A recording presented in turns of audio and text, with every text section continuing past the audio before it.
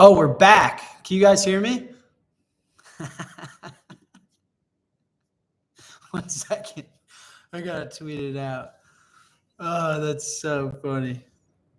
Oh my God. Hey, I tell you what, I can stack some sats, but I cannot figure out how to go live on YouTube. Oh, you guys are way back. We're marching back up. We had like 700 people on here at one point. I'm sorry about that. I just tweeted it back out. Technical difficulties. Hey, what I said in the beginning, an honest man raises his hand, says he's wrong when he's wrong. I also got the sun setting here in Chicago. Yeah, back as fuck. Back like I never left. Oh, is that my friend Slice? Shout out Slice. Shout out Slippery, Slithery, Snake, Slips, and Slip and Slide Slice. I grew up with Slice, Almighty Slice. I was with him this weekend. Shout out. Okay. The sun setting in Chicago. I got to turn on the lights in the closet. Here's a good live exercise for everyone that thinks the closet is fake or like a weird background or something. I'll get up and walk in it and show you guys that it's a real room because I got to go turn on the lights. It's a real closet. That damn right it is. I'll get on top of this table so you guys can see. Turn on the lights.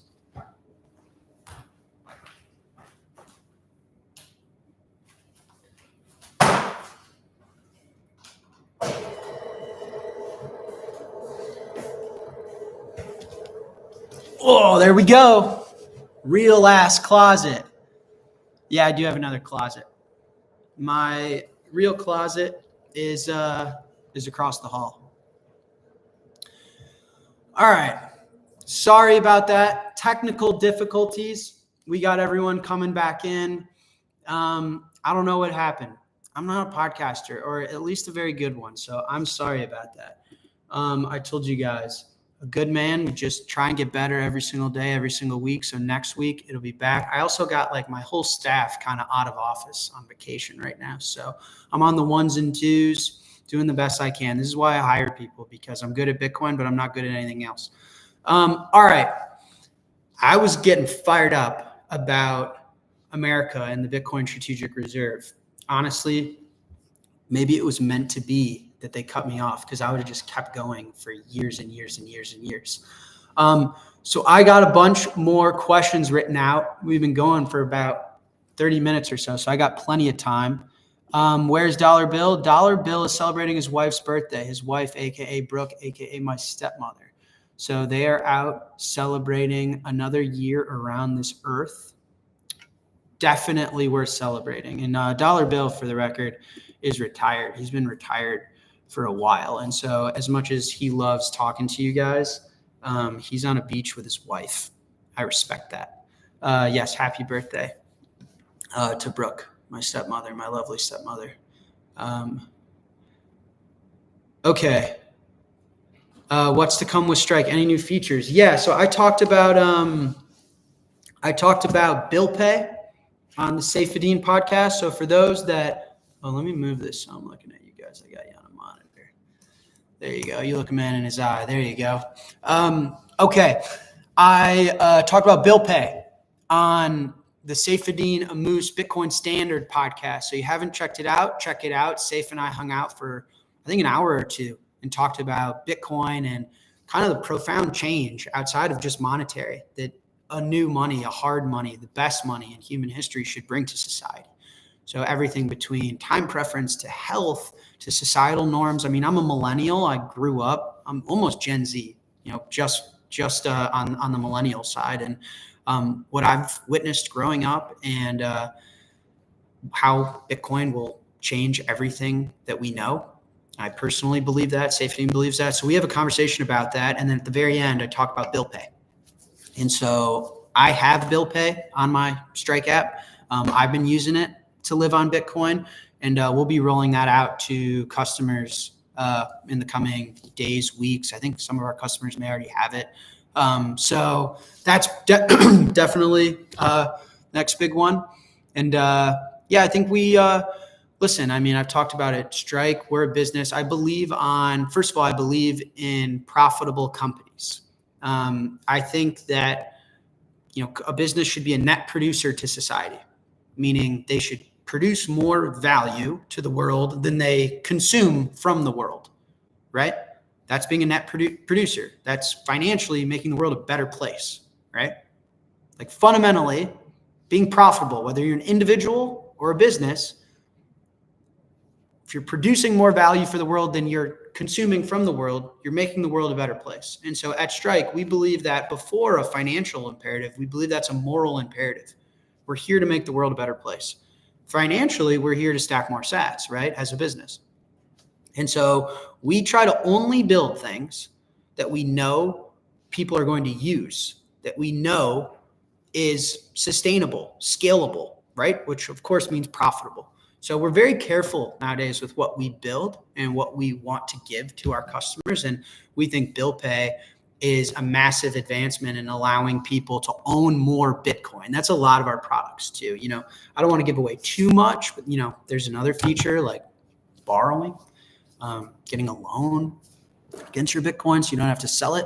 But did I lose the live chat? Oh, there we go. But that's the bill pay is going to be coming up soon. And I'll just remind you guys how I live. So I don't own any dollars, literally zero, sometimes often negative. I own three things in my life. I own Bitcoin. I own this house that I'm sitting in right here. And I own my company. I own Strike. That's it. And so you may ask yourself, how do I live my life? Well, here's how I live my life. I spend on credit cards.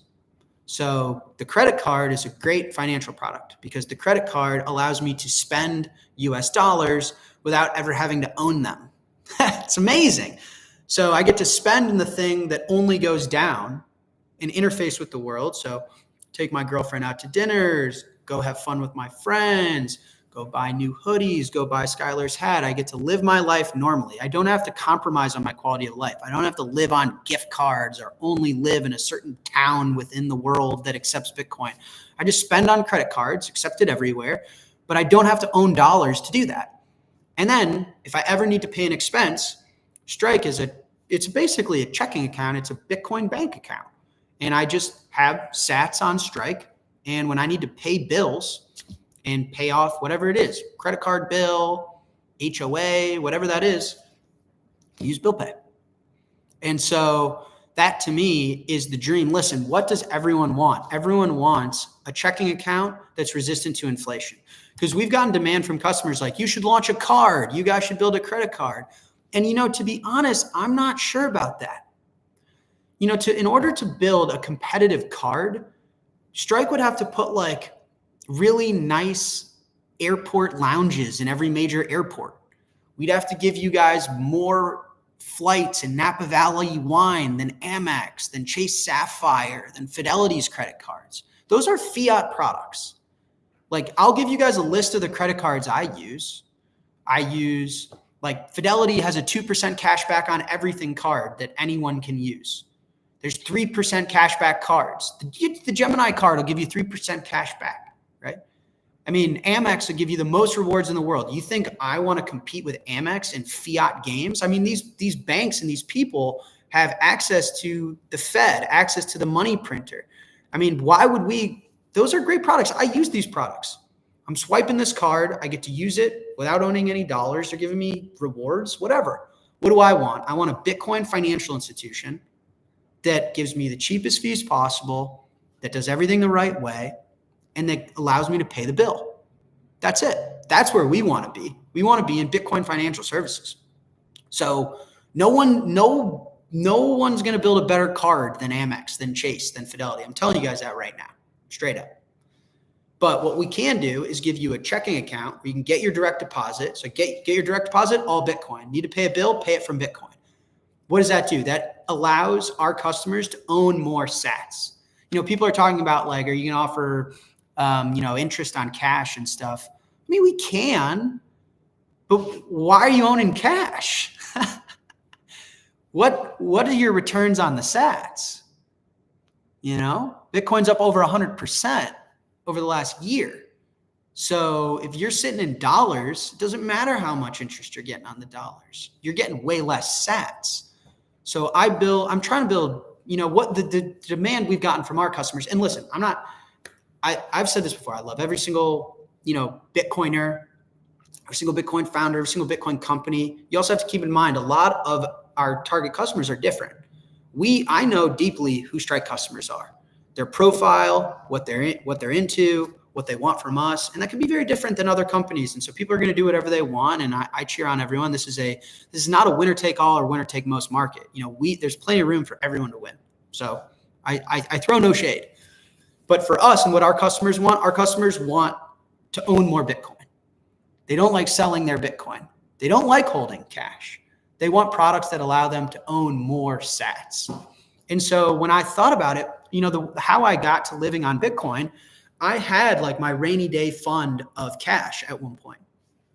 I was like, listen, I grew up like everyone else did. It was like, you can't go all in on Bitcoin because it's so volatile. I mean, that sounds crazy, right? Like, what if something happens? What if you get injured? What if, you're held at gunpoint and ransom? You need some cash. You need something just in case. And so I had that cash just in case. And that cash became worth less and less in Bitcoin terms rapidly. It went from a lot of Bitcoin, if I were to just have smash bought Bitcoin with it, to not even one Bitcoin over the years. And I was like, the CPI is a lie. If I want to follow currency debasement and inflation, I measure inflation in sats. And so the dollar's been inflated over 100% over the last year. I don't care how much a Caesar salad cost. And I thought to myself, I was like, well, hold on a second. Why don't I own all of the thing that only goes up? And I literally was asking myself from first principles, like, why is it that I'm sitting in this thing that's just going down? And I said to myself, and then immediately you go, well, the taxes are so complicated. But then if you just relax and take a deep breath, and you think to yourself, like, are the taxes complicated? Because think about it. If I'm paying taxes on just sitting in Bitcoin, that means I got a gain. Let me repeat that. If I'm owning only Bitcoin, which inevitably I'm going to incur taxes, I'm only paying taxes when I make money. That's a great problem to have. That means I avoided currency debasement. That means Bitcoin went up against the dollar. That means it's better to have been in Bitcoin than not.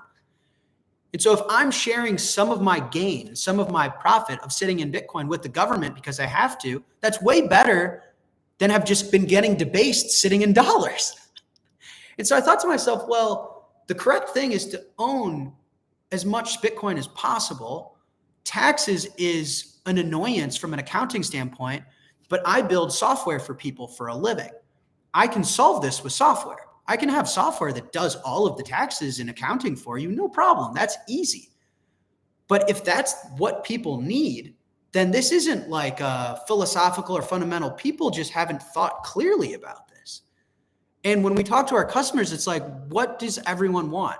Everyone likes the life they have. They like going to dinner and being able to pay for it. You don't want to go to different restaurants that only accept Bitcoin. You don't want to go to coffee shops or live in certain towns that only accept Bitcoin.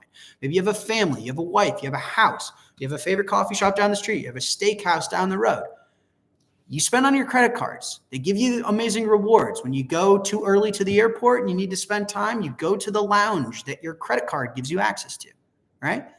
But what do you want? You want a checking account that's resistant to currency debasement. You want a checking account that's growing 100% every year. That's what you want. And what's the problem? Taxes?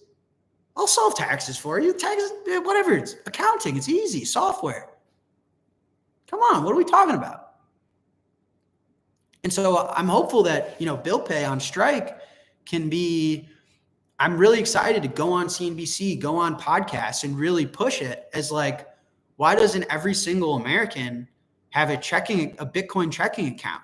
It's resistant to currency debasement. Not only resistant to currency debasement, but it's growing 50, 60, 70, 80, 90, 100% year over year. Think about this, guys. I've been living on Bitcoin, right? Bitcoin's up over 100% over the last year. Okay. So my life, 100% is 2x. So the number one growing 100% would be getting to the number two, it's doubling. Okay. That means my life has gotten half off. You own dollars, your life gets more expensive. Everything around you gets more expensive because the dollar's going down. You own Bitcoin, everything around you gets cheaper because Bitcoin goes up. So my Bitcoin checking account has gotten my life to be half off. Some house I want, now half off. Groceries, half off. Gas, half off. Energy bill, half off. New clothes, half off. Date with my girlfriend, half off. Who wouldn't want that checking account? What's the problem? Taxes? Okay, you sit in dollars and you get debased because you don't want to file something. It's not logical. It's either people don't understand or they don't have the tools to do it. And then I think the dream is you don't sell the Bitcoin at all for anything. You just get a loan. But we'll save that for another time. All right, the chat's just flying. You guys are talking about my girlfriend now. Taxes? Talking about taxes? Yeah, that's the craziest thing. I never understand that. People are like, I can't live on Bitcoin. I'd have to pay taxes. But paying taxes means you made money, means they printed more dollars, debased the currency, and Bitcoin went up. You'd rather be sitting in dollars and watching Bitcoin go up than sitting in sats and having to give some of it to the government? What are you, nuts? That's the thing. Like, listen, maybe you're not a Strike customer. Listen, if you'd rather sit in dollars and get debased and not own sats, because when you inevitably have to sell some Bitcoin for something, you're going to have to give some of your massive 100% year-over-year profits to the government. Maybe you're just not my customer. I don't know what to say to that. But I mean, no rational, sane person would pick getting debased and owning less sats. Like, what? Give the people software. You download Strike, you get an account, you got an account and routing number, you get your direct deposit, all Bitcoin. Go spend on your credit cards, go live your life. When you have expenses, you just pay your bills with your Bitcoin checking account, with a bank account that's resistant to inflation. What are we talking about? Think for yourself, first principle thinking. That's why we're going to launch this product. I'm going to go on CNBC. I'm going to go on all the podcasts and be like, wake up, America. What are you doing? What are you guys? Are you afraid of filing a tax file? We're going to automate it and put it in your profile. It'll be the easiest taxes you've ever filed. What are you talking about? All right. What else you guys want to talk about? Are you only happy and excited or even a tad nervous? Oh, that's a good question. Am I only happy and excited or am I a tad nervous and scared? I'm only happy and excited. Hopefully you guys can tell by my energy, but there's nothing to be nervous or scared about. Listen, Bitcoin is for the people that don't want risk. Think about that for a second. If you own Bitcoin, and again, Bitcoin, I talked earlier about how genius Saylor is and stuff, but owning MSTR is not owning Bitcoin. Okay? You own Bitcoin, you own sats, cold storage, sats on ice. That's for the person that doesn't want any risk. I have no counterparty risk to anybody in this world when I have my sats on ice. Right? What's there to be scared of? Do you know what's scary? Having a money that can be made and printed by anyone. Owning an equity that's run by some other guy that none of you have met. Having a reliance on a government, a country, a regulator, as people are swapping in and out of office and new rules are being made and new changes all the time. That's risky. Having a house where there could be an earthquake, a natural disaster, weather changes, different demand supply dynamics. That's risky. Bitcoin's for people that don't want risk, that don't want a counterparty, that don't want an issuer. That's what Bitcoin's for. There's nothing to be scared of. The other thing, too, that I talk about at Strike all the time is, listen, I have this mantra internally, the truth is always on our side. And that's what I tell my employees is, we live through principles, morals, ethics, truth, honesty. And that's the other thing. If you live through truth, there's nothing to be afraid of, right? There's nothing to leak. There's no secret that the world can uncover. I'm an honest, true man. I'm a free man because of that. So I'm a principled man, an ethical man, a moral man, an honest man, a true man. and I own Bitcoin. So I live with no fear. There's nothing to be afraid of. You know? You want to scare me? Put $1 in my portfolio. That'll scare the shit out of me. Make me piss my pants. All right. What else? Will they keep printing money? Yes. Yes. 100%. Listen, Bitcoin is a truth machine. Think of Bitcoin like that. It's the only truly free and global market in the world. 24/7, no gatekeepers. There's no time off or anything like that, right? It doesn't close. There's no circuit breakers. Bitcoin is the free market. Therefore, it's truth machine. It tells you the truth.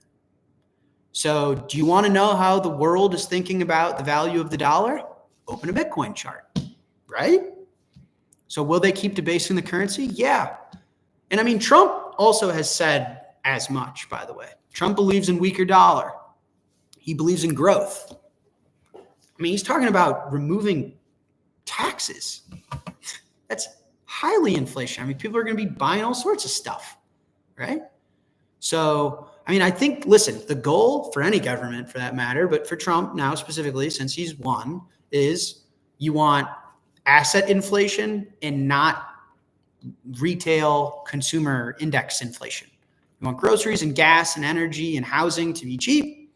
You want the stock market and Bitcoin and everything else to go up. That's what you want.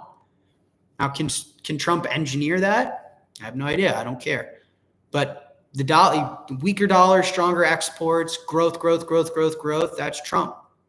And so, and you don't believe me? Open a Bitcoin chart. That's the funniest thing. Funniest thing about Bitcoin is it's the most peaceful revolution ever. Like the age-old Satoshi quote, if you don't believe me, I don't have time to convince you, is I don't have to convince you. I'm just going to keep owning sats. You don't believe me, open a Bitcoin chart. You open a Bitcoin chart and you don't agree with it, not my problem. That's actually your problem. I own the sats, so it doesn't really matter. So yeah, what's Bitcoin telling us as the one true global truth machine? Bitcoin's telling us that dollar down, currency debasement, growth, asset inflation. That's what Bitcoin's telling us. Pretty straightforward in my opinion. Why is Strike not available in Canada? Because we don't have the license to operate in Canada yet. I mean, but listen, the goal for Strike, we see two opportunities at the company to help service the world and help grow Bitcoin adoption. International expansion. So we want to operate in more countries. We want to make ourselves more available to more people. And so Canada's right up there on our list. And so we'll get there. And the other is product expansion. How can we build products that enable you guys to own more Bitcoin, to make your lives easier owning Bitcoin? What features do you want, whether it's a wallet, whether it's buy, sell, whether it's other features in financial services? We consider ourselves a global Bitcoin financial services company. We think Bitcoin is going to be the money of the world. We think it's the best money in human history. We're here to push its adoption forward and serve our customers financial services on top of this new monetary standard. And so product expansion and international expansion, that's really like we're laser focused on that. You could not pay me to get distracted on anything else. And so we'll get to Canada, but Canada's just got tighter rules and restrictions in other places, unfortunately. So it just takes us a little bit longer. Let's see. I've got my team. I got to turn on more lights in here. I've got my team that's put up a list of questions. Maybe I'll just raffle off a bunch real quick. What the heck is the deal with states like New York? I'll answer that one first. And then the second part is, will a Trump presidency help with those restrictions at all? First, I was about to curse. Not as if I don't always, but what the heck is up with New York? New York has what's called a bit license. It's an extra license that you need to operate Bitcoin, technically crypto products in the state. So every other state has a money transmitter license. New York, you need 2 licenses. You need a money transmitter license and a bit license. This happened a very long time ago. I remember it. It was by a gentleman named Ben Lawsky. And so that is why not just Strike, many businesses can't operate in New York. To get that license, it takes a long time. It's a lot of effort. It is no joke. Those are scarce within their own right. So we've been working with New York. We want to operate in New York. I'm building this company so that Strike can be alive and serving Bitcoiners forever, long after I die. And I think part of that is serving people in New York. I don't think New York's going anywhere anytime soon. So we plan on it, and it's just taken the time. Like even when Dorsey got it, it took him years. And so we're going through the process, talking with regulators. Will a Trump presidency help? Probably. I mean, listen, if America is going to become pro-Bitcoin, pro-innovation, pro-technology, and try and do more for entrepreneurs like myself, will that have some trickle-down effect to New York? Probably. I would hope so. Is there some direct correlation? Like as soon as Trump is inaugurated, that means we get a license? No, there's no relationship like that. But I would hope that as Bitcoin becomes more adopted and there's consensus that it's a net positive thing, not only for this country, but for freedom, equality, innovation, all the things that America embodies, I would assume that it would be useful for our license as opposed to the opposite, where if there was a regime that was like, Bitcoin stinks, don't let that guy sell Bitcoin in New York. Next question. How do you convince someone that it's still early? Great question. Listen, thinking you're late to Bitcoin is a failure of ego. I'll repeat that again. Thinking you are late to Bitcoin is a failure of ego. Bitcoin is an ego test. Late to Bitcoin, according to who? Oh, you're comparing yourself to your childhood friend. Oh, you're comparing yourself to people on the internet. Oh, you're comparing yourself to your coworker. That's why you think you're late to Bitcoin. What is that? That's a failure of your ego. That's an insecure, small person. All of those, that has nothing to do with Bitcoin. You think you're late to Bitcoin? Michael Saylor just bought $2 billion worth of it. You're late? Where? How? Bitcoin's an ego test. As soon as you can sacrifice your ego and say, I'm not bigger than this thing, I can't control this thing, I am one with this thing. This thing is more important than me, it's bigger than me. It's when you become a Bitcoiner. You join the network, you have every single equal right with everyone else on the network. There's no hierarchy, rules with no rulers. That's when you become a Bitcoiner. So I think thinking that you're late to Bitcoin is a failure of ego. Stop comparing yourself to other people. Listen, at the end of the day, you got to put your money somewhere. You got to put your time and energy, your effort, your labor somewhere, right? You get up, you go to work, you contribute to this world. You got to store that value somewhere. You're not going to store it in the best place to store it in human history because you're comparing yourself to your friend? What type of man are you? Come on. So I don't know. Like, I just don't get that. Don't compare yourself to other people. Decisions are made at the margin. You wake up every day, you contribute value to the people around you. You got to put that value somewhere. Bitcoin's the best place to put that value, period. So there's no top. There is no being late or early. Again, Bitcoin's not a hedge, it's the solution. Every single day that you wake up and you do things for others, you create value for society, and you have to store that value. You put it in Bitcoin, obviously. It's been the correct answer for the last 15 years. It'll be the correct answer for the next 1,500 years. Oh, it's being late. Being late, it's just comparing yourselves to other people. Being late to who? There's no one in Bitcoin that can tell you whether you're late or early. You're like, Bitcoin can't take attendance. As if Satoshi Nakamoto is like, you're late. What? Stop being insecure.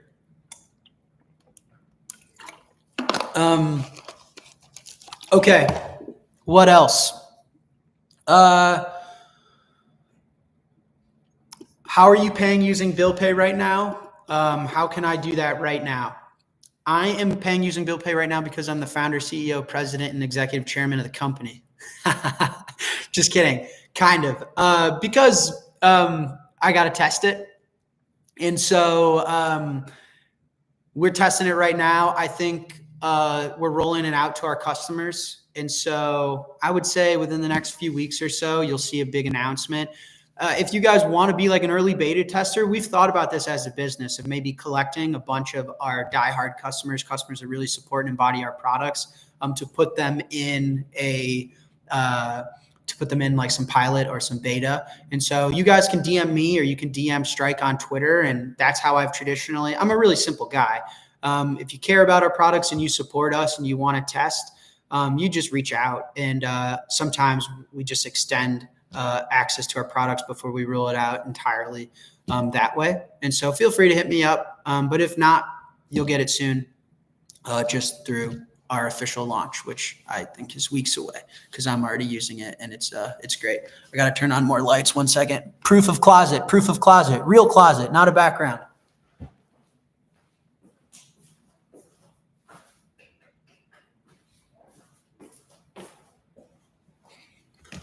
There we go.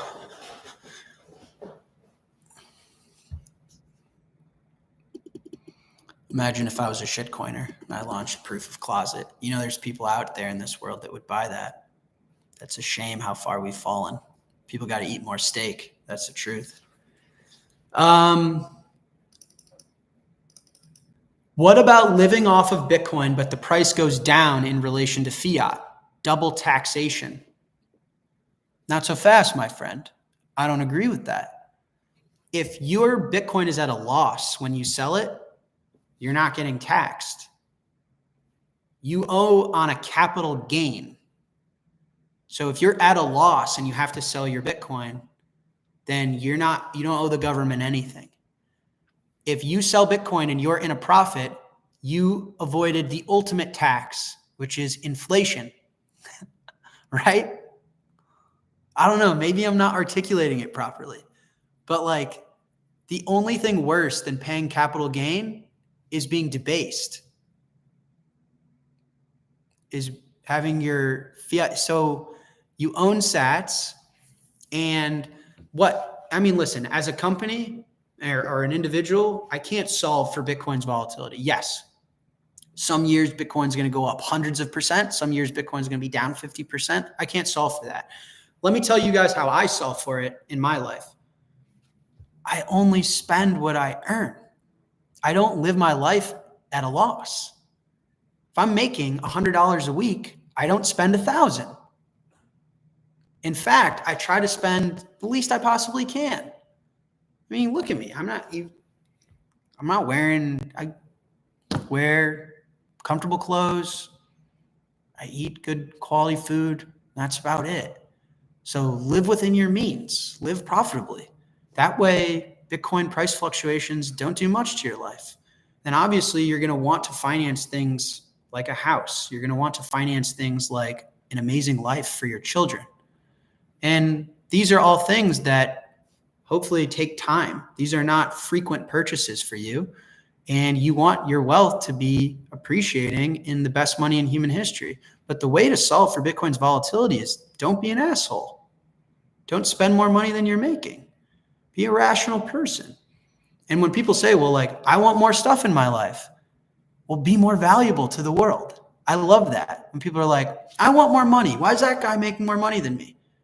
Well, the world is valuing his contributions more than yours. That, like, if you take out like fiat and money printing and, all this economic Keynesian theory, like money theoretically is your contributions to the world. Money is your time and energy in an abstracted form. It is a reflection of your effort, your labor, the time you have in this life, and the energy in which it's expressed. Okay? And it's a free market to value your contributions to the world. And so if people want more stuff in their life and want more money, they should do more things for others. Be more valuable to people. pick up that extra shift or switch careers. And if you think you're valuable and the market doesn't, you're wrong. The market is correct. The market's the judge. And so the way I do this here is I don't consume more than what's reasonable for me. And if I want more stuff in my life, instead of blaming it on Bitcoin's volatility, I try and provide more value to people. All right? All right, supposedly we're pumping. I don't know what to do. I feel like a live streamer, like a Twitch streamer. 89.2 we're trading at. So we're about to hit 90K. This is crazy. I mean, this is fun. I tell my, first of all, I got to do this more often. Thank you guys. We're over 400 live viewers. This is crazy. Just so you guys know my story, just a kid from a suburb outside Chicago. Got into Bitcoin 12 years ago. So humbled by all the support. Really means the world to me, if I'm being totally honest. I was a college dropout and really was at a point in my life where I didn't have a ton of friends, was really lost. My dad got me into Bitcoin. And I mean, obviously just forever grateful for the relationship I have with you guys. So this is the coolest thing in the world. I didn't know how much fun it would be to be live. I think my dad and Dylan and I should do it live. But I think the coolest thing about my story is that I'm one of you guys, really, at the end of the day. I didn't go to Harvard. I'm not any more special than anyone else in the chat. I started Strike because I found a hole in the market, really, of serving Bitcoiners. Like BlackRock's an asset manager. Cash App's a banking service in the United States. Fidelity is a legacy brokerage. Like, who's the Bitcoin company that's going to serve Bitcoiners, talk to Bitcoiners, focus on products for Bitcoiners? And no one was doing it. And so I did it. But I'm just a normal pleb, just like you guys. And this is a lot of fun. I really appreciate this. And hanging out with you in real time makes it so much better, to be honest. You try and record these things. I read the comments and, I'm fighting with my dad or whatever. And people get so upset. And it's not my intention. This is so much more fun. So we'll do this more often. Yeah, the other thing about Bitcoin, I actually was just telling some of my employees is, listen, markets don't wait for anyone. Markets aren't fair. Markets aren't kind. Markets are real. Markets are true. You want a true, you want like a fair and equal, everyone gets the same opportunity market. Well, that's the one where they print money, they close it at 5 p.m., they have circuit breakers, right? You want honesty, truth? It's piercing. Sometimes it's painful. But that's what Bitcoin is. It's a free market, right? And so the point in giving that context is this thing will rip your face off. It will go up 31% in a week. And it's not going to apologize to anyone. It's not going to wait for anyone. It's not going to say, sorry, oh, I didn't realize you didn't stack enough sats. Nope. It's real. It's honest. It's piercing. It's true. And so every single bull market, I've been a part of every Bitcoin halving except the first one. I barely missed the first one. I just missed it. So I've been in Bitcoin for a very long time, and all the bull markets are the same. They're all the same. They're face ripping. They're piercing. Bitcoin doesn't care. It really doesn't care. So this is exciting. Almost 90,000 Federal Reserve utility tokens for one crisp BTC. Did my dad get me into Bitcoin in the first cycle? Yes, he did. Yes, he did. My dad, you guys want to know the hero and legacy of my father? Imagine your son, college dropout, totally lost, have no idea what to do with yourself. And he grabs me by the collar effectively and says, get into this Bitcoin thing with me. Learn to code. We're going to stack some sats. Talk about the best dad to ever do it, right? I mean, I can only imagine being that type of father to my kid. So that's what my dad did for me 12 years ago. That's why I'm here, and how I got into Bitcoin was because my dad said, get out of the basement, get off your ass. He took me to boxing every single morning. So I'd go get my ass kicked, literally, and then taught me about Bitcoin. And here I am today, eating steak. Eat steak, lift heavy things, stack sats, be humble, be honest, be true. That's how I got here. Is my closet have AC, like air conditioning? I don't get it. Yeah. It does have air conditioning. All right. I don't want to bore you guys. There's a whole list of questions, so I'll just keep going. But I'm reading the chat. I want to see the kitchen. Nah, no house tour. You know, some of my life has to be for me. You know what I mean? Some of my life can be for you guys, but some of my life has to be for me. And so, not going to walk you guys through my house. But this is a real closet. Will Strike be different than BlockFi? Yes, we will be different than BlockFi. I don't know exactly what you meant when you asked that question, but listen, we hold all of our Bitcoin 1-to-1. We focus only on Bitcoin. We don't do any rehypothecation. We don't do anything of that sort. We are laser focused on what is the product that I want to sell to the world. A moral, ethical, principled Bitcoin financial services company that focuses on the right things, that does everything the right way. That's why we're here. We think every single day there's going to be more Bitcoiners tomorrow than there was yesterday. We want to serve those people. We want to be here for those people. We don't need hyper duper super growth.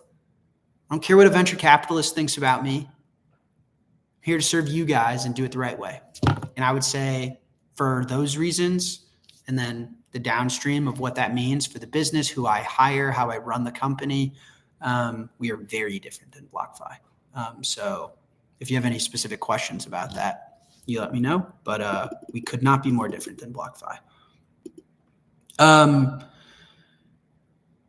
Do I think Bitcoin will take from the housing market and lower housing prices? Yes. Make housing affordable again. Bitcoin will absolutely lower the pricing of housing. Let me tell you how. A lot of the world is storing their wealth in housing. All right, they're storing their money in real estate. Real estate is an investment. It is how people are storing their time, energy, effort, labor, right? Now, if there's a better way to store that, then what are people going to naturally do? They're going to sell their second house, their third house, their Airbnb house, their apartment complex. And they're going to put it in the better money to store their time, energy, effort, and labor. So you're going to see sell pressure in housing and buy pressure in Bitcoin. That's naturally what's going to happen. And so the only house that, listen, as a millennial, none of my friends growing up own houses. And if they do, it's on these 30-year, 50-year mortgages. You're in debt the rest of your life. Crazy. Why? Because you're bidding and competing against boomers. Listen, let's get back to basics. Who do you think is going to be able to own a house? The person that's been working and alive for 20 years or the person that's been working and alive for 70 years? Who's going to win the bidding war in the housing market? How is that fair? What? But why are they even competing with each other? Doesn't the guy that's 70 years old already own a house? Yeah, but he wants a second house and a third house and a fourth house and an Airbnb house and an apartment complex. Why? You can only live in one place at once. Why would you want 17 homes? Because currency debasement, I have to store my wealth somewhere. Oh, okay. Well, then no millennial, no Gen Z is going to be able to afford a home. The people that have been able to work and be alive for 50, 60, 70 years are going to outbid my generation. That's going to cause housing inflation. That's going to put housing out of the price that anyone's been able to earn. Duh. So how does Bitcoin fix this? Because people say, I would rather own Bitcoin than 17 homes.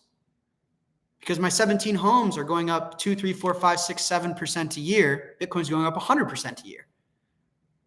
And by the way, it fixes it in the reverse, where millennials can say, I can't own a home yet, but I can own sats. And so while boomers are getting 2, 3, 4, 5, 6% on their high interest accounts and their real estate in the Florida Keys, my Bitcoin's going up 100% a year. And so naturally, you're going to see selling pressure in housing, because if you don't have to live in it, you're better off owning Bitcoin. Listen, I own this house, but it's because I live here. This is where I host my friends. This is where I create memories. This is where I watch movies and drink wine with my girlfriend. I consume this house just like I consume a cheeseburger, right? But money, where you store your wealth, is not a market good that you consume, okay? So all you got to do, that's my opinion. Bitcoin will make housing affordable again. It absolutely will. Because if you're not consuming your house and you're not living in your house, you're not providing for your family in that house, and you're using it to store wealth, you're not storing wealth the best way you can. And so you're going to see sell pressure in housing. You're going to see buy pressure in Bitcoin. My generation, the younger generation, are going to be able to afford houses again through Bitcoin. Trust me. Trust. And the other thing, the fact that I've been living on Bitcoin, when I got into Bitcoin, my dream house was maybe 500,000 Bitcoins. Now everyone's dream house is what? 5 Bitcoin, right? When I got into Bitcoin, maybe the dream American home was $500,000. Now the dream American home is what? Millions of dollars? You own dollars, your life gets more expensive. You own Bitcoin, your life gets cheaper. Fact. Free game. Free game. Yes, this is an awesome hat. This is from Skylar. Shout out Skylar. I did this earlier, actually, not even on this stream because I messed up the audio. On a different stream, I did this. 2 things about the hat. I take the hat off, I have hair. I'm going to say that again. I take the hat off, I have hair. People think I'm bald. I go on TV, I have a hat. Everyone's like, that guy's bald. He's not bald. That's hair, real hair. How do I have this hair? I eat steak, I get sun. I have hair. Huge myth on the internet. You guys got to appreciate. I'm a human too. I read the comments. Sometimes people are like, that guy's he's balding. I'm not balding. I have hair. I'm wearing a hat because it's a cool hat. I like wearing hats. And this hat was made by Skylar. I'll follow up with the link. I don't have the link on me, but he's an amazing designer. He consults with a lot of the Bitcoin companies that you guys probably know, love, and use. And he designed this hat. It's an incredible hat, especially now that we're on our way to a Bitcoin strategic reserve. You guys should all buy one and support Skylar. I am still a child. I turned 30. I don't think I'm a kid anymore, to be honest. That's fake hair. It's not fake hair. It's as real as it gets. Too much hair, honestly. Need a haircut. Okay. Let me keep reading these questions. Make sure I'm entertaining you guys while I'm doing this. Getting a little hungry, though. I'm not going to lie.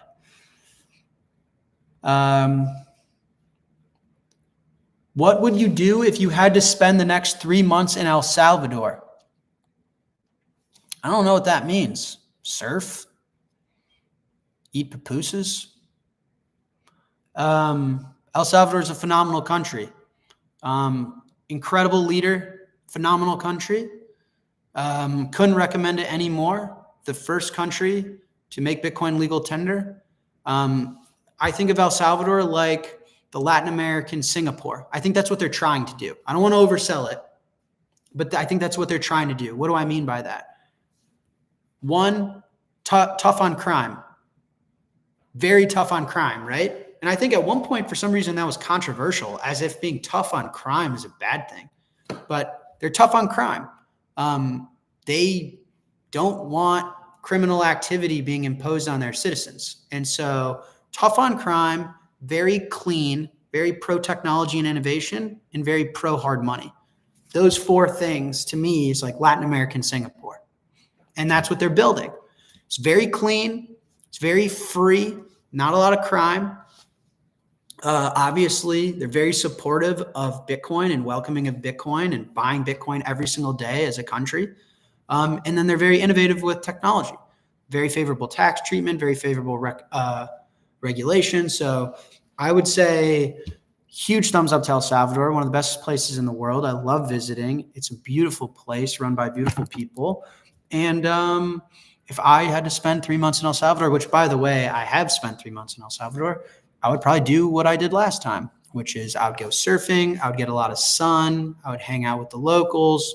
Every now and then I would have a pupusa. Those things are overwhelming. It's a lot of cheese and shit. I'm I'm usually just like a steak and eggs guy, but I would indulge in a pupusa from time to time. Nobody's perfect. And that's what I would do if I had to spend 3 months in El Salvador.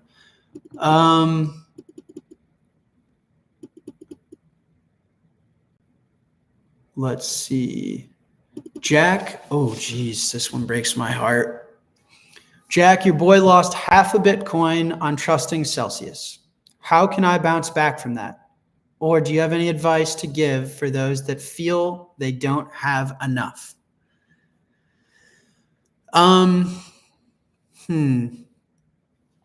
Okay, let me drop some game real quick. This is a deep question. So someone out there lost half a Bitcoin on Celsius. I think everyone goes through tough times in life, obviously. And something that I've learned is through my own life and my own difficult times. I would say the lessons acquired through those tough times are about as cheap as you could have acquired those lessons in your life. You know what I mean? Because in my life, when I've gone through tough times, I've clearly had to learn something. There are takeaways, there are strengths and growth grounded in the difficult times. And when I look back, I think of myself as a far better man than I was before those times. And I think to myself, if I didn't learn those lessons then through those tough times, how would I have learned those lessons?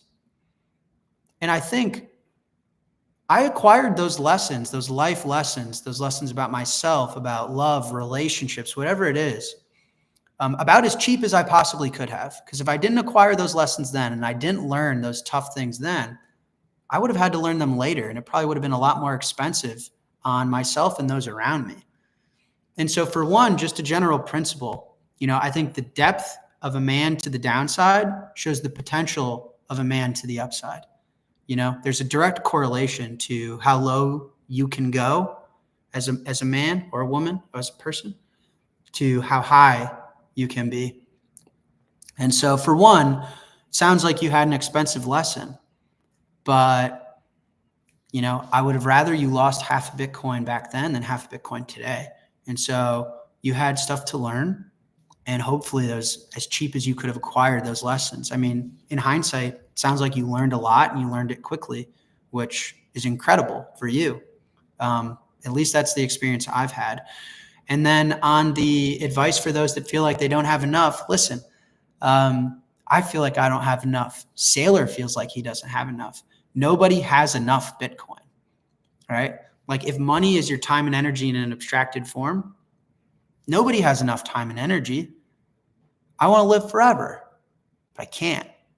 And I think that's kind of like the dilemma that we're all served with in life is we love life, but we don't get an unlimited amount of it.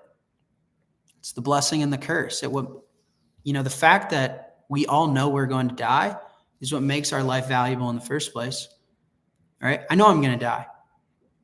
And it's for that very reason that I'm going to wake up in the morning and watch the sunrise. Is that for dinner, I'm going to have a steak and not cupcakes. Is that I'm going to fall in love, build relationship, prioritize others. That's why I value my life, is because I know my life isn't forever. If I was going to live forever, I'd go to the gym in 10,000 years. I'd get married in 100,000 years. I'd think about having kids in 1,000,000 years, right? It's the finite promise of life that allows me to value mine.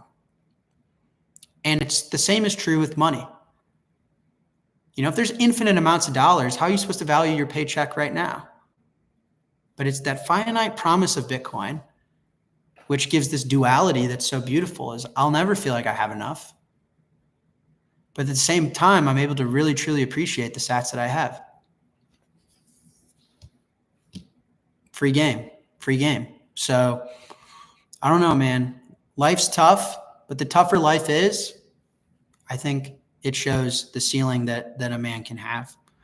There's a lot of people out there that don't have the depth and the qualities and the perseverance to engage in stress, anxiety, depression, in order to build strength to reach certain heights. A lot of people tap out.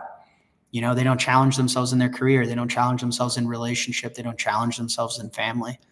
And so I would say you acquired these lessons, hopefully as cheap as you possibly could have. You're a better man for them.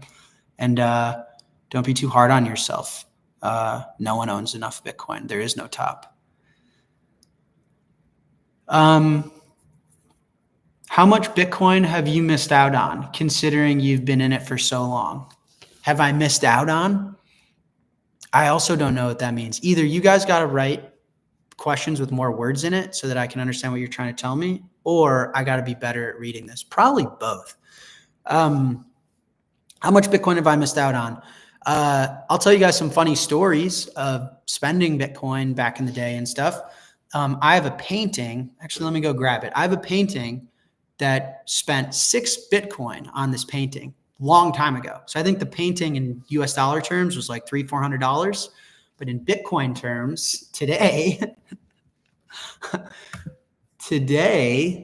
this Bitcoin is worth over $500,000, or this painting is worth over $500,000.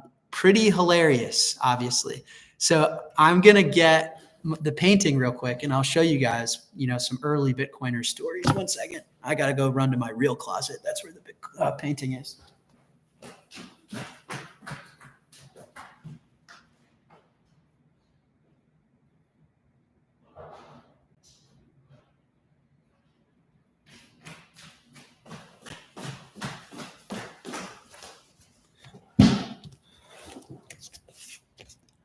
Wait, that's a real room? It's a real room. Proof of closet. If we've learned anything on this live stream, we've learned that this is a real closet, proof of closet. If you're going to launch a shitcoin and you're not going to use proof of work, you use proof of closet. Trust me, it's a highway to human flourishing. Okay, this is my painting that I spent 6 Bitcoin on. Is it worth 6 Bitcoin today? No. Lesson, never sell your Bitcoin. But at the time, I didn't know any better. And so have I missed out on Bitcoin? Yeah, 100% I've missed out on Bitcoin. The amount of money I lost, like testing out the Lightning Network back in the day, I think I was the 3rd node ever on the Lightning Network.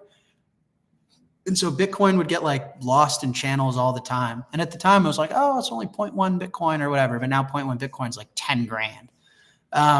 So yes, this is technically, because I'm never going to sell this painting and I get to just say it's worth 6 Bitcoin. This is technically a $500,000 painting. Let me tell you guys a story. I won't tell you who, because you guys know who this person is.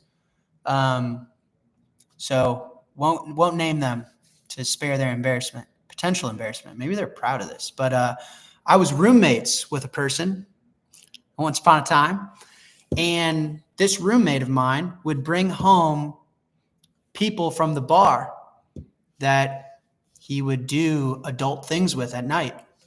And in order to impress these people, he would always go to this painting and say, yeah, we're art connoisseurs in this apartment. This is a 6-figure painting that we bought back in 2013.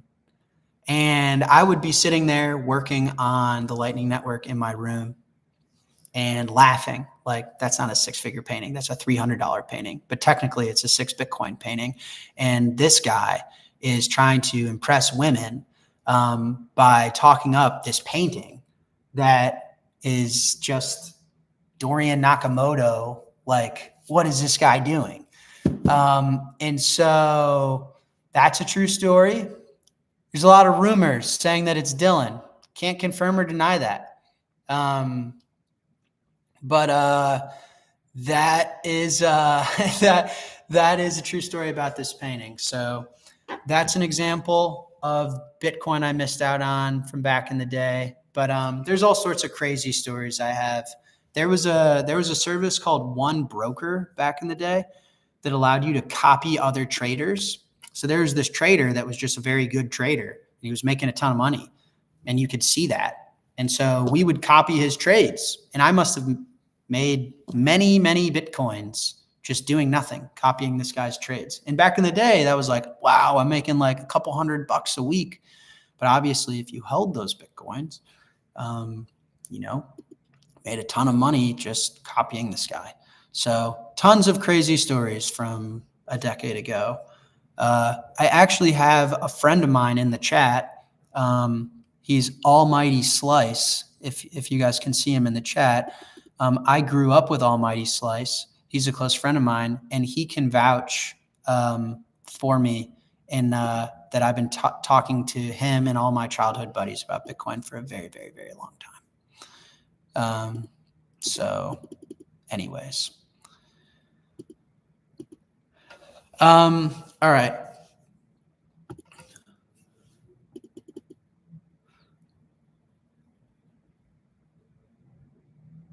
Jack, as an OG, please tell us your favorite cold storage devices.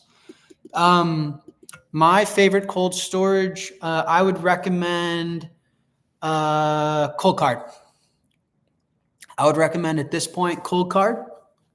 And I also like BitKey. So different trade-offs for different people. Cold Card's definitely a bit more intense for sure. Requires more of you, more responsibility placed of you.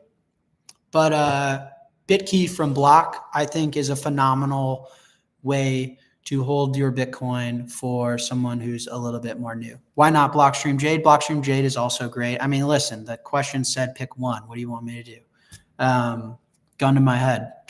But I would say for a newcomer that needs to get ramped up, I would go with Dorsey's new product. I think that's who he built it for. It's a tremendous product.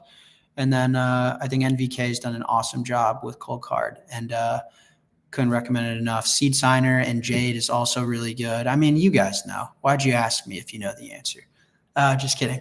But that would be what I would go with if I was asked, which I was. Jack, what business/operation is missing in the BTC only space to support something that Strike isn't currently targeting to add into their stack? I want to pivot to start something to support Bitcoin. What is something that the world needs that I don't plan on building? That's effectively the question. Yeah, I have no idea. If I think the world needs something, I'm going to try and build it.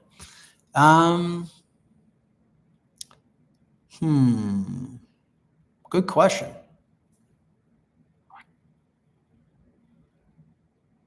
I don't know.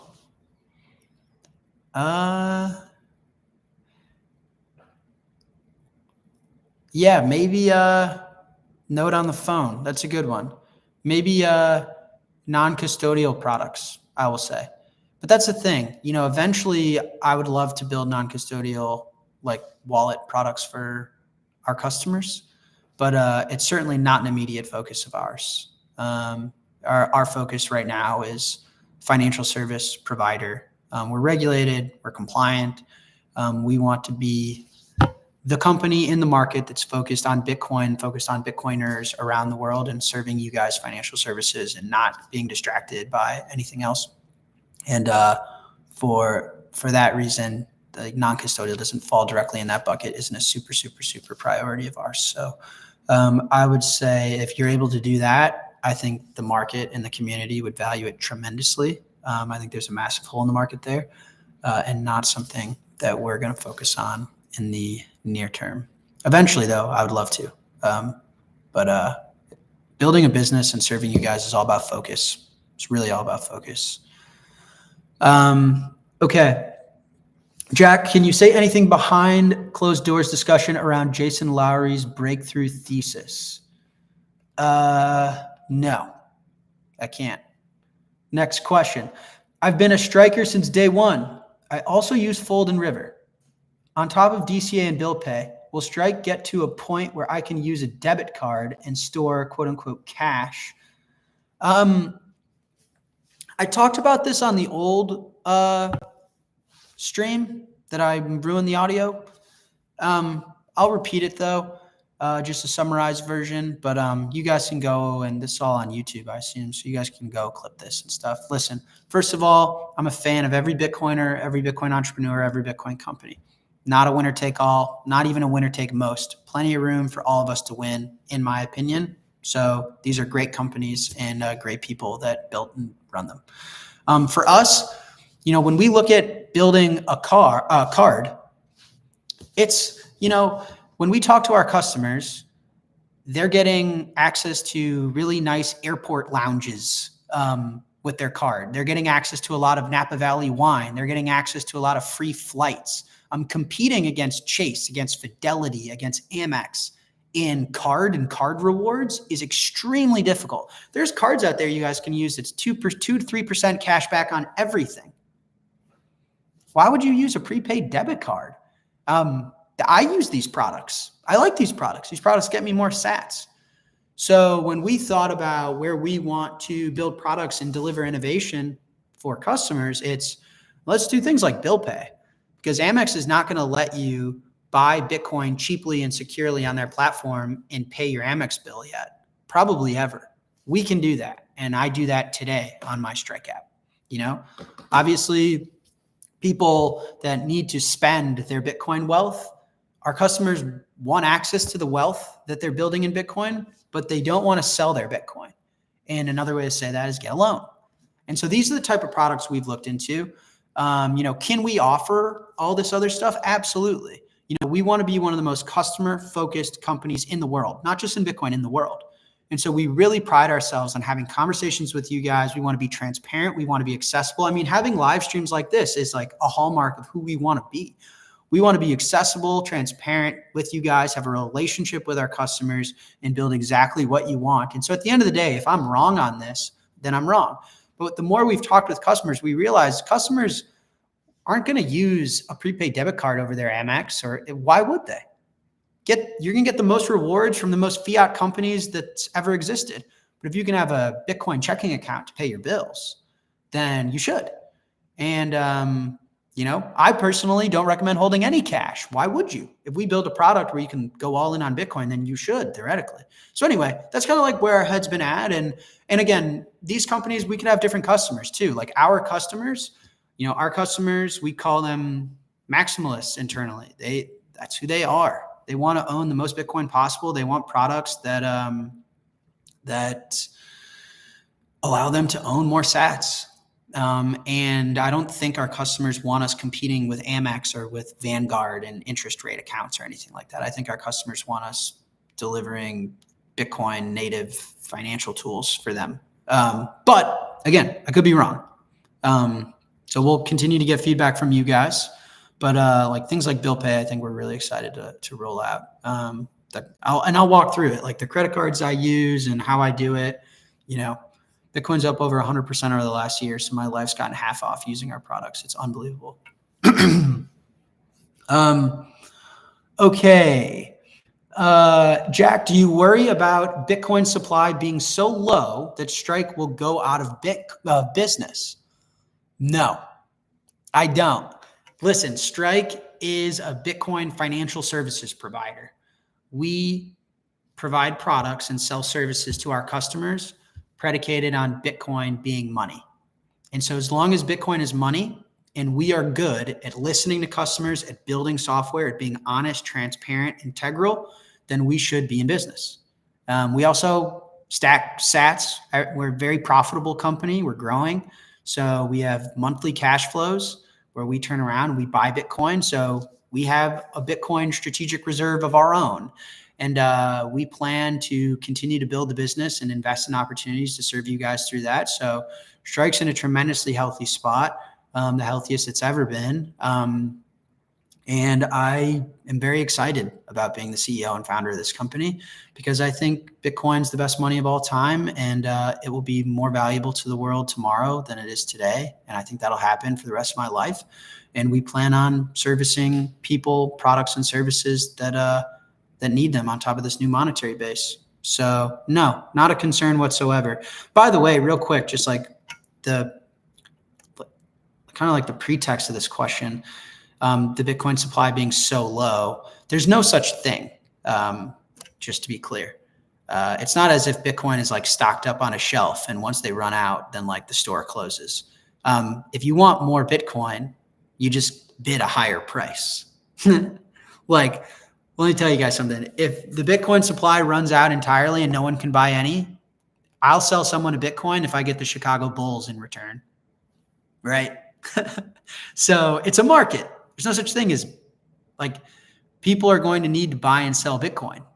Let's say we live on a Bitcoin standard and there is no dollars anymore, inevitably, some future state. Maybe we're alive for this, maybe we're not. And people are earning Bitcoin when they go to work, but then they got to spend it. They got to eat. They got to live. They got to drive somewhere. So there's always going to be a market for Bitcoin. If there is no supply, then the price just has to go higher. I said this earlier. With more demand comes more supply. You want more phones, people can make you more phones. You want more food, people can make you more food. You want more housing, people can make you more housing, except for Bitcoin. You want more Bitcoin, no one can make you more Bitcoin. If you want more Bitcoin, you can't have more demand, you got to have a higher price. So there's no such thing as low supply. But even besides the point, we try and be the best in the world at Bitcoin Financial Services. We want to be the best in the world at serving Bitcoiners. We want to be here for you guys. And I think that's a great business to run over the next 100 years, personally. What about merch? What about it? The truth about merch, this is for the faithful, those tuning in to the live stream. The truth about merch is it's run by Dylan primarily. Dylan's was always like the most fashionable kid growing up in our hometown. And Dylan is the merch god. And so Dylan is the one that designs this and brings it to me. And then we collab on it and we bring it to the market. So I'm always in his ear about it all the time. I'm like, man, people are always tagging me and wanting more merch. I think people want to rep Strike and the brand and the movement. And there's a lot of funny things we can do. I actually wonder, he's designed a ton of hilarious stuff with our team. And I wonder if I can give you guys a sneak peek. They're all really funny stuff. So this is good. This is good. You guys are putting some pressure on him. So when he gets back from the beach and he watches this clip, he can get straight to the merch. It seems like it's what the people want, and we're here to give the people what they want. Question, any thoughts? Oh, and if you guys have, I'd be curious actually, if you have preference on the merch. Like, what do you guys like? You like hoodies, hats, t-shirts, laptop stickers? You know what I mean? I'm not in the business of just like selling stuff you guys don't actually want. So let me know.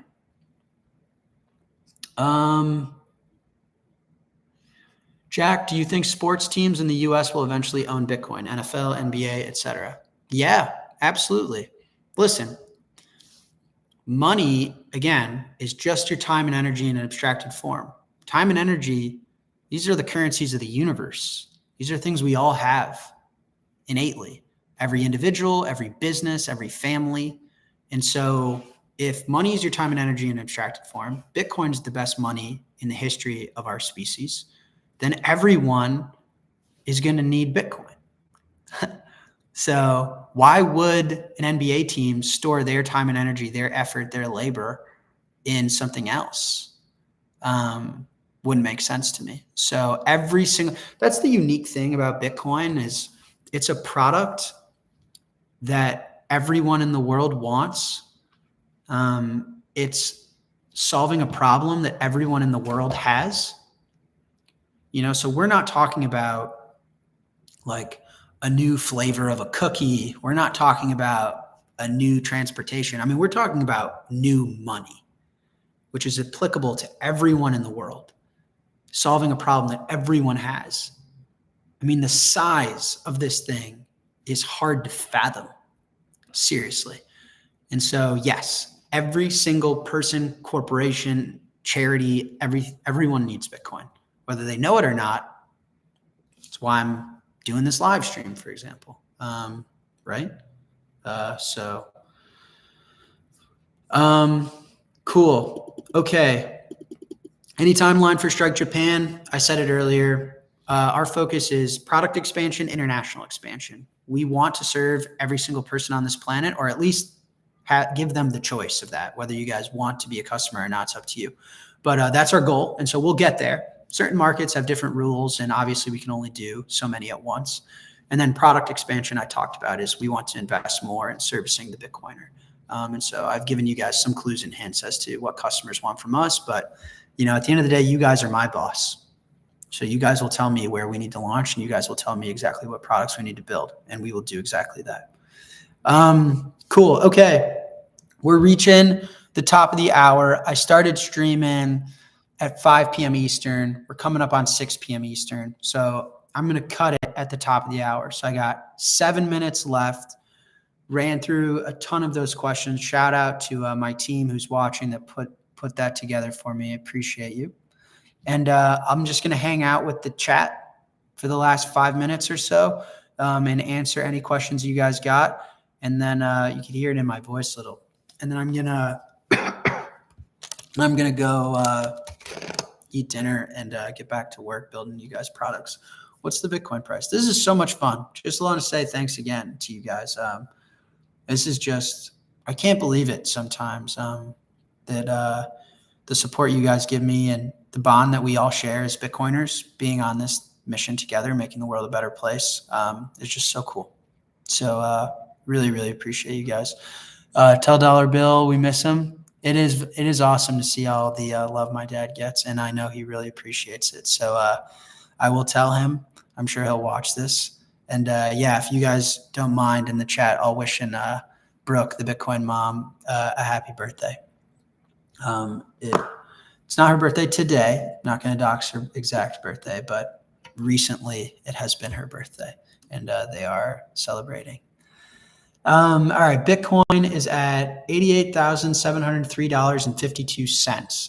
So Bitcoin does this thing where it has a tough time breaking psychological barriers. Because again, it's such a free market, meaning there's no interference. There's no central party. There's no governing party. And so Bitcoin to me is the most pure human market in the world. And humans obviously are very emotional and psychologically challenged in many ways. And so Bitcoin always has an interesting time with psychological barriers, always. I can tell you guys this, when I got into Bitcoin, watching Bitcoin break $100 was very interesting. Watching it break 1,000, watching it break 20,000 at the time was a local top that it like really struggled with. And so every time Bitcoin gets to these round numbers, like 90,000, you can always watch it kind of flirt and dance with it. And I think that's because human beings are having a psychologically challenging time grappling with this concept and this idea of this thing being worth $90,000. So it's always fascinating. Bitcoin's so pure human in that way. And markets are emotional naturally. All right, let me take a sip of water. We'll read the chat.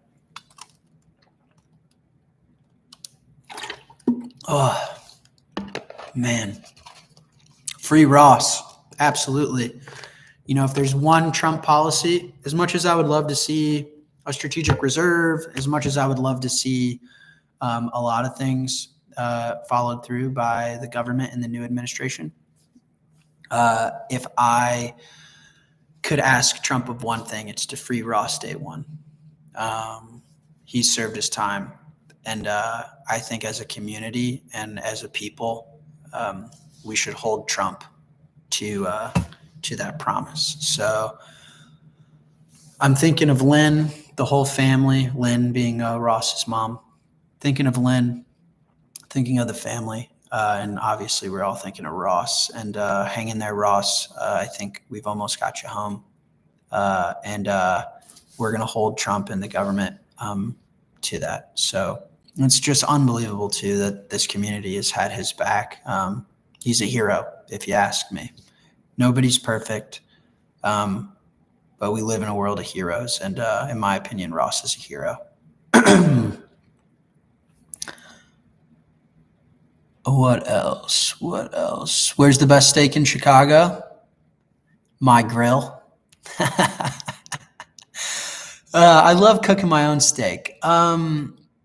If you're going to a steakhouse in Chicago and you want a recommendation, I would say Maple and Ash is probably the steakhouse I frequent the most. It's probably my favorite. And I would say Bivette's is another one. But if you guys ever have the pleasure of eating a steak off my grill, that's the best steak in Chicago. Jack, how are the Bears? Not good. Not good. You know, we talked about how Bitcoin fixes housing and makes houses affordable again. Hopefully Bitcoin fixes sports ownership. the Chicago Bears and the Chicago Bulls stink. We're terrible. I think it's because of ownership. Here's my thesis. I tell my friends this all the time. Listen, the one team in Chicago that's had recent growth, turned their franchise around, and won a championship is the Chicago Cubs. What happened recently with the Cubs? New ownership. The Ricketts came in, bought the Cubs, and I think within 3 years won a World Series for the first time in 108 years. I've said, I have aspirations of being the mayor of Chicago someday. I would love to own sports franchises like the Bulls and the Bears because I think the world needs better leadership, right? I think great times, listen, tough times create strong men. Strong men create good times. Good times create weak men. Weak men create hard times. This is the cyclical nature of life.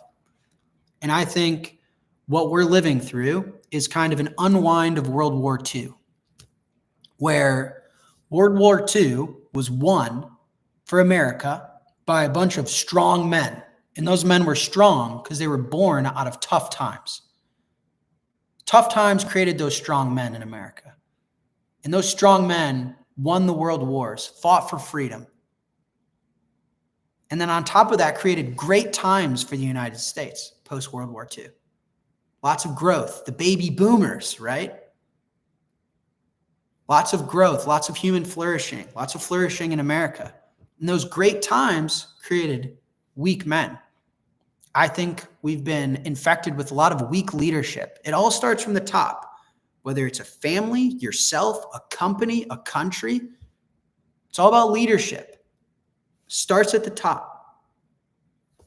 And so I think we had strong men that created great times. Those great times, unfortunately, bred a lot of weak men. And those weak men created a lot of hard times in this country. I've been traveling the world. People worried about America. And I think these hard times creating a lot of strong men. And I think of when I think of strong men, I think of Satoshi Nakamoto, right? A revolution breed out of open source software and cypherpunks. And so anyway, how is this related to the Chicago Bears and the Chicago Bulls? Because I think we need new leadership in our sports franchises, in our government, in our corporations.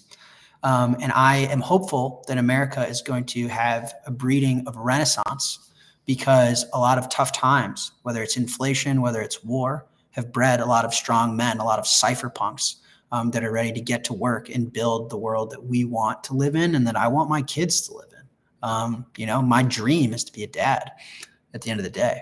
And I want to engineer the world that I want to breed them into. So that's my kind of brain dead way of saying the Bears stink and the Bulls stink and they need new owners, which hopefully is me someday. Okay. I really appreciate you guys. Once again, happy all-time high to all of you that have had the conviction to buy and hold, educate yourself. I mean, Bitcoin is really a personal endeavor, both financially, obviously, but also emotionally. It is an ego test. And so I hope everyone on this call is proud of themselves. It's such a cool experience to be part of and connected with a bunch of humans all over the world that really just aspire to fix the money, fix the world. And I really, really, really enjoyed this. So maybe we'll just do it again next week, and hopefully Dylan and my dad can join. So give us the feedback, the comments, Twitter, YouTube, we read them all. My dad and I won't fight anymore. You guys really didn't like that. It's like watching parents fight. You guys really got upset. So yeah, let us know how it goes and enjoy the Bitcoin all-time high. Stay humble and stack sats. Peace. If I can figure out how to turn it off. Need some fights, low key. Nah, no fights. Peace.